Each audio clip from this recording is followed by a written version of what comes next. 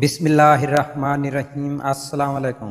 میں رات کو اپنے مکان میں بیٹھا تھا، میری بیگم آئی، چائے میز پہ رکھتے ہوئے کہا آپ سے مجھے کچھ بولنا ہے۔ میں نے جواب دیا بولو، سن رہا ہوں۔ اس نے کہا آپ چائے تو پی لو پہلے۔ میں نے جواب دیا آپ بتاؤ پہلے کیا کہنا چاہتی ہو۔ ضد کرنے لگے وہ، آپ پہلے چائے پی کے بتاؤ کیسی بنی ہے۔ مجبور ہو کر مجھے چائے اٹھانی ہی پڑی، مگر چائے بد مزہ اس حد تک تھی واپس مجھے تھوک نکالنا پڑی۔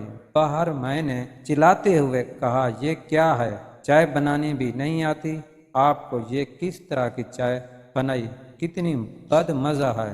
آگے سے وہ ہنسنے لگی، اس کا ہنسنا اور غصہ دے رہا تھا مجھے۔ ایک تو چائے اس قدر بد مزہ بنائی، ساتھ خوش ہو رہی ہو۔ ہنستی ہوئی وہ کہنے لگے یہی کہنا تھا آپ سے کہ آپ کا انداز گفتگو اس چائے سے بھی بہت تلخ ہے، مگر آپ اس بد مزہ چائے کا ایک گھونٹ اپنے گلے سے اتار نہیں سکے۔ پھر سوچو آپ کے بول چال کے لاکھوں کڑوے گھونٹ ایک نازک عورت کیسے ہر دن برداشت کر لیتی ہے۔ کمرے کے اندر خاموشی ہو گئی، وہ کمرے سے باہر چلے گئے ایک زندہ لاش کی طرح۔ نہ جانے رات کو کافی دیر تک یہ سوچتا رہا، اس حد تک تلخ، اس حد تک کڑواہٹ۔